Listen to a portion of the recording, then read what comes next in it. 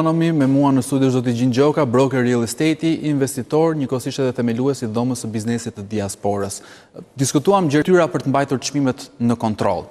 Tani, është faj apo përgjegjësi e agjentëve imobiliar, e ndërtuesve apo e shtetit që duhet garantoj për qytetarët banesat përballueshme? Të falenderoj për pyetjen, është një pyetje realisht shumë e saktë dhe do mundon të jem sa më i përpikt dhe konciz në këtë pyetje. Së pari, nëse flasim për një tregu nuk është në dorën asnjërit totalisht që mund, sepse flitet shumë për oligarket të cilët kanë ndërtime, kanë kulla dhe komandojnë tregun. Jo, ju premtoj se asnjë oligark nuk mund të diktojë çmimet në treg.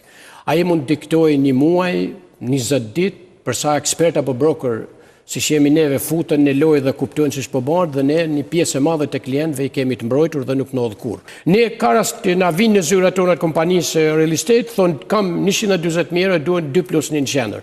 Nuk ka më 140.000 euro në qendër, nuk ka neonazën e zogut, nuk ka dhe neonazën e 2.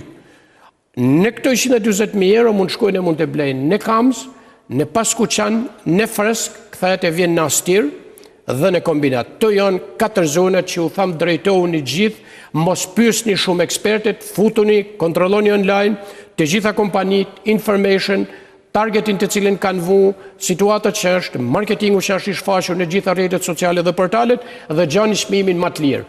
Ju them hapuni dhe mos vini në qendër për të shfrytzuar, se nëse ti merr një shtëpi 40 metër katror me 160.000 euro në qendër apo 50 metra, mund të shkosh dhe merr 110 metër katror me 140.000 euro me hapësirë më të madhe, me 2 elevator tani me ndërtimet e reja, me rrugë, me parking dhe pa trafik dhe afër unazës. Pra kjo është thirrja që u bë gjithë.